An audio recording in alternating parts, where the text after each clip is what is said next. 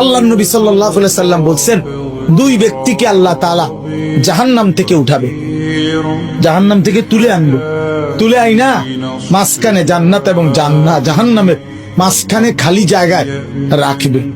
রাখবার পরে মানে বসাইবার পরে, একবারে হাদিস এটা, বসাইবার পরে আল্লাহ আবার বলবে ওই দুইজনকে, যাও জাহান্নামে আবার ঝাঁপবে, মানে আবার যাও জাহান্নামে যাও।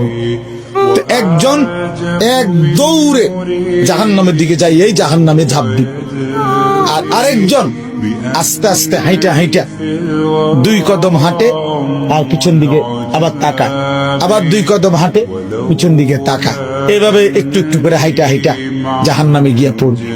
তো আল্লাহ তাআলা আবার দুইজনকে উঠাবে, এই দুইজনকে উঠাইয়া প্রথম জনরে বলবে, তুমি এরকম দৌড় দিয়া জাহান্নামে পড়ে গেলা কেন? সে বলবে, মাওলা জীবন ভর আমি আপনার নাফরমানি করেছি, আপনার কথা মানি নাই বলেই তো আমি জাহান্নামী হয়েছি। আজ যখন আপনি আমারে জাহান্নাম থেকে তুলে ওই মাঝামাঝি জায়গাতে রাখছেন, রাইকা আবার যখন কইছেন জাহান্নামে যাইতে, পড়তে, লাফ দিতে, তো এটাও তো আপনার একটা হুকুম। চিন্তা করছি জীবনে কোনো হুকুম না মাই নেই তো জাহান্নামী হইলাম, তা আজকে একটা হুকুম মানিয়া, এই জন্য আপনার হুকুম মানার জন্য জাহান্নামে গিয়ে লাফ দিলাম। আল্লাহ বলেন, আমিও তোকে মাফ করে দিই,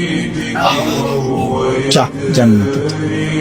এইবার আল্লাহ তাআলা বলবে দ্বিতীয় জনকে, তুমি এরকম করলা, তুমি কি তা জানে কিসের ভিতরে কি চাইলে?